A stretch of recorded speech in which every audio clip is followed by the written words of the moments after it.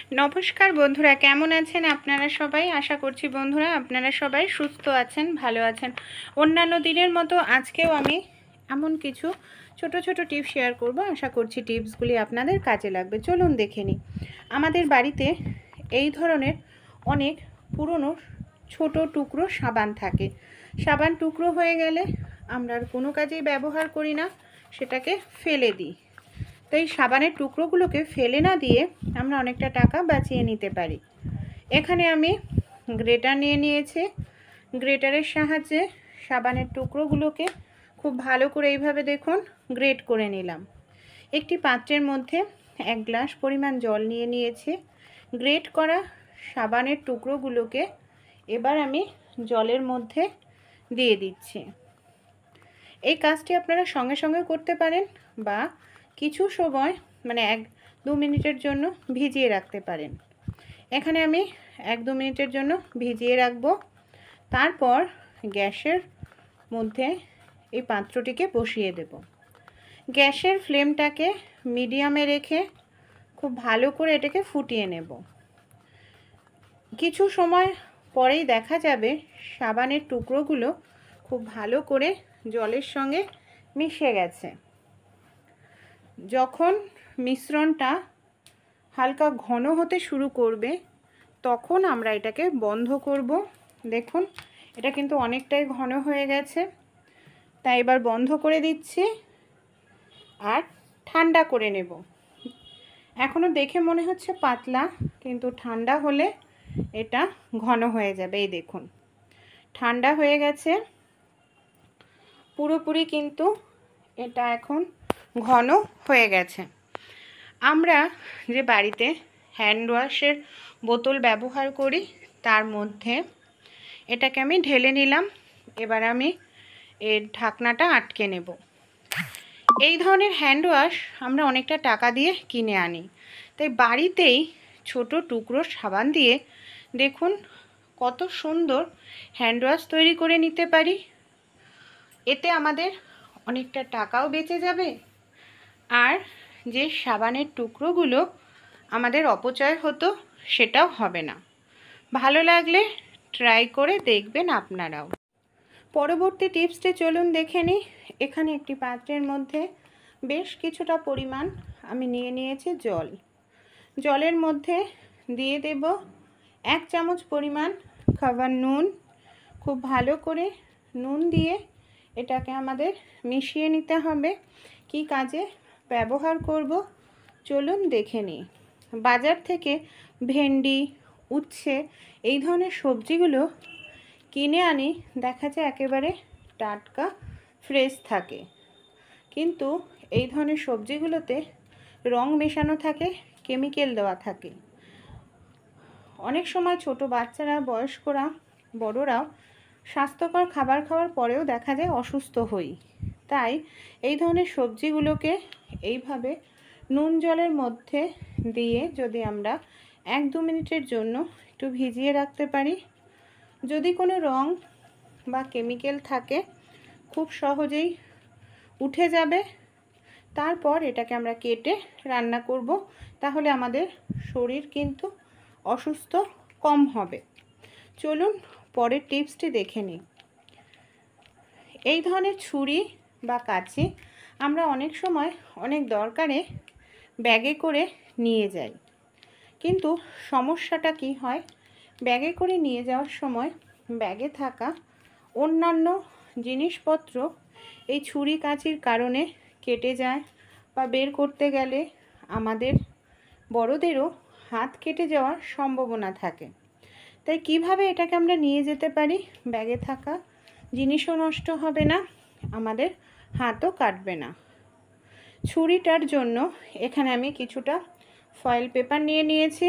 Foil পেপারটাকে 5-6 বার এইভাবে ভাঁজ দিয়ে চেপে দেব। ছুরির একটি কভার তৈরি হয়ে যাবে। কোনোভাবেই ছুরিটার ধার ভাব ব্যাগে থাকা জিনিসটার ক্ষতি করবে না।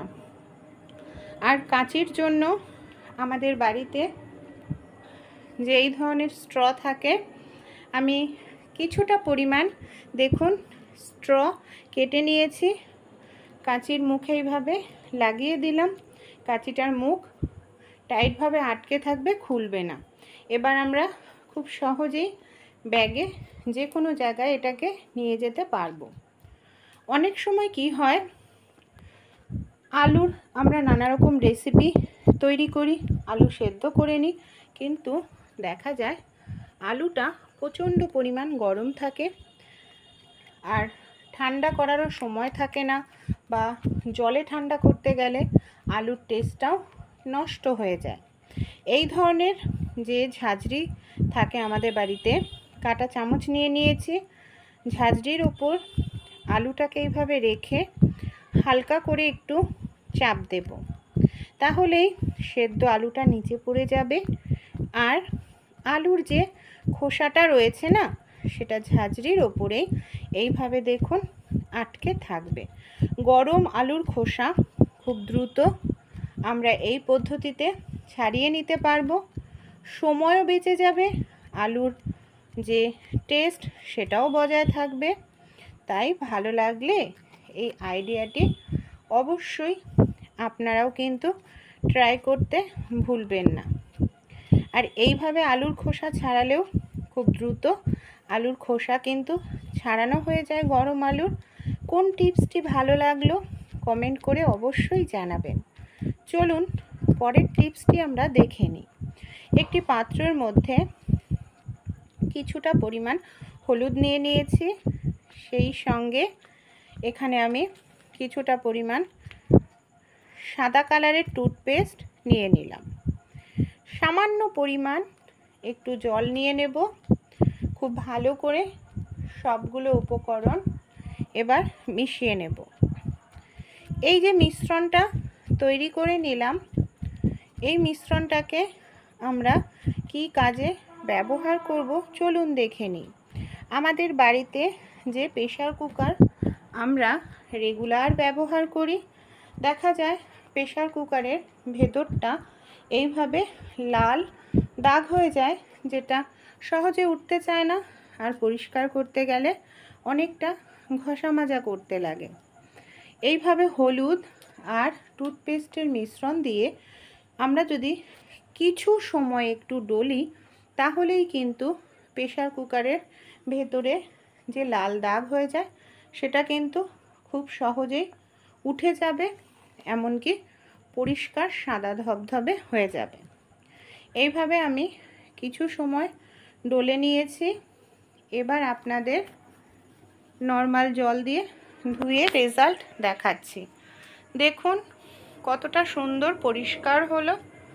ভালো লাগলে আপনারাও অ্যাপ্লাই করে দেখতে পারেন। বোতাম আমরা নানা কাজে ব্যবহার করে থাকি।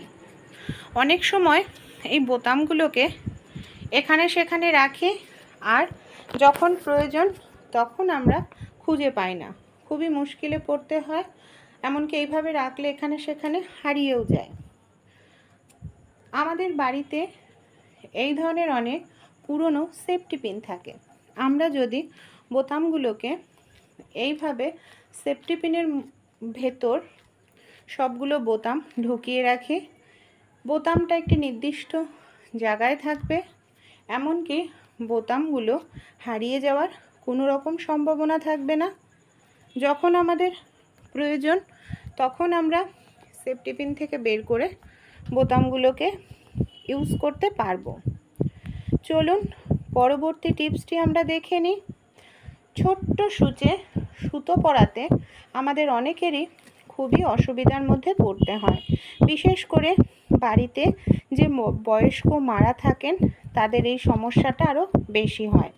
তাই কিভাবে ছোট্ট সূচে সহজে সুতো পরিয়ে নিতে পারি একটি সেফটি পিনের সাহায্যে, চলুন দেখে নিই। এখানে আমি একটি সেফটি পিন নিয়ে নিয়েছি, ছোট বড় আপনাদের যে এক্সট্রা সেফটি পিন থাকে সেটা ব্যবহার করতে পারেন। আমাদের বাড়িতে যে তামার তার থাকে, তামার তারটাকে মানে ইলেকট্রিক তারের ভেতর থেকে তামার তার বের করে নিয়েছি, আর এই তারটাকে সেফটি পিনের ওপরে আমি এইভাবে রেখে খুব ভালো করে এইভাবে পেঁচিয়ে নেব, যাতে এটা টাইটভাবে আটকে থাকে। এরপর এখানে আমি নিয়ে নিচ্ছি সেলুটেপ। সেলুটেপ দিয়েও খুব ভালো করে এবার তামার তার আর সেফটি পিনটাকে আটকাতে হবে। সেলুটেপের সাহায্যে দেখুন খুব ভালো করে টাইটভাবে আমাদের তামার তারের সঙ্গে সেফটি পিনটাকে আটকে নিতে হবে, যাতে এটা কোনোভাবেই খুলে না যায়। একটি অসাধারণ অর্গানাইজার আমাদের এখানে তৈরি হয়ে গেল। এটার সাহায্যে কিভাবে ছোট্ট সূচে সুতো পরাবো চলুন তাহলে দেখে নিই। সবার প্রথমে আমাদের যে সুচটা আছে তামার তারের ভেতর, এই দেখুন কত সহজেই ঢুকে যাচ্ছে। এবার যে সুতোটা আমরা পরাতে চাই সেই সুতোটাকে এই তামার তারের মধ্যে আমাদের ঢুকিয়ে নিতে হবে। তারপর সুচটাকে আমরা বের করে নেব। ব্যাস হয়ে গেল ছোট্ট সূচে সুতো পরানো। এটাকে আমরা সুতোর কৌটোর মধ্যে রেখে দেব। যখন প্রয়োজন তখনই এটার সাহায্যে সুতো পরিয়ে নিতে পারবো। ভালো লাগলে আইডিয়াটি অবশ্যই ট্রাই করে দেখবেন।